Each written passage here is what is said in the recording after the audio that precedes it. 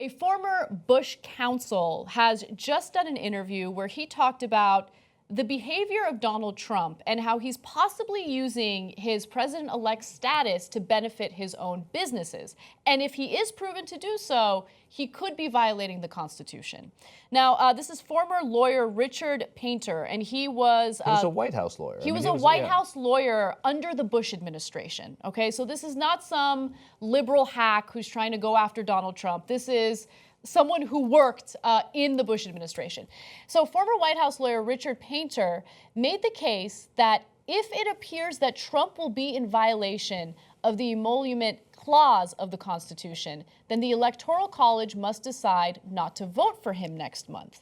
Now, some of you might be wondering, what the hell is that? What part of the Constitution is it? What does it mean? Well, the clause states that no person holding any office of profit or trust under them shall, without the consent of the Congress, accept of any present, emolument, office, or title of any kind whatever from any king, prince, or foreign state.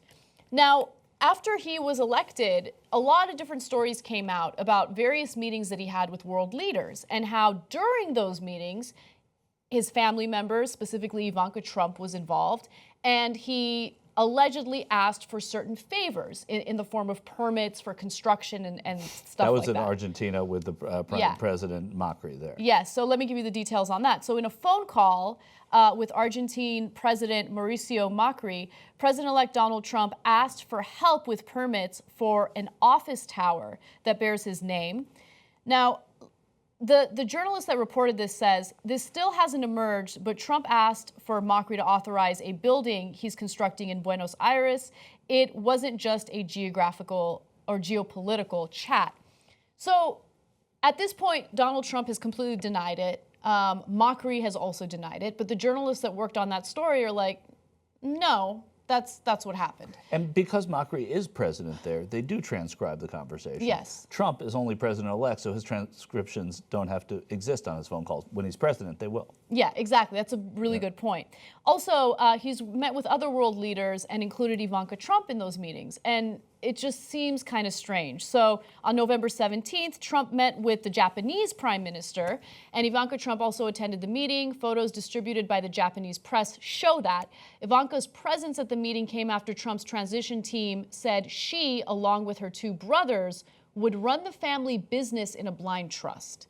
So elaborate on that a little bit, Michael. Yeah, well, basically you can't, about what that means, just basically you cannot have a hands-on when you're an elected official of any kind. When you are a senator or a federal elected official, you have to give your monies over to a blind trust or to your family to manage them, so that you're not giving a great deal to Philip Morris and then your Philip Morris stock goes through the roof. So that's basically the way that it's like the ultimate insider trading when you're president. So he has allegedly has a lot of money. We don't know. He seems to, and he's going to be giving all of that to his family. Well, his family, as Anna just said, when he met with Shinzo Abe, his family was there. Not just his daughter, but his son-in-law was also standing in the room. In that photograph, Jared Kushner, who is applying to get clearance, security clearance, to be part of the administration.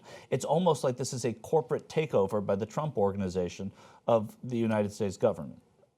Yeah, and so again, if it's proven to happen, and it seems like there's some evidence indicating that this is happening, it is unconstitutional. And so this lawyer who worked for Bush under the Bush administration is saying that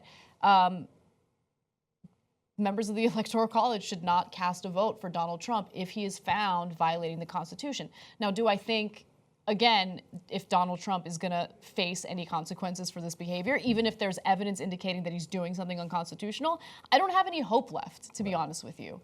So we'll see what happens, but I think it's interesting to hear such strong language coming from someone who was a lawyer under the Bush administration. We need independent media to make sure that we hold corporate media accountable. The people that can make that happen is you. You make the Young Turks possible. tytnetwork.com/join. Join us. Be the revolution.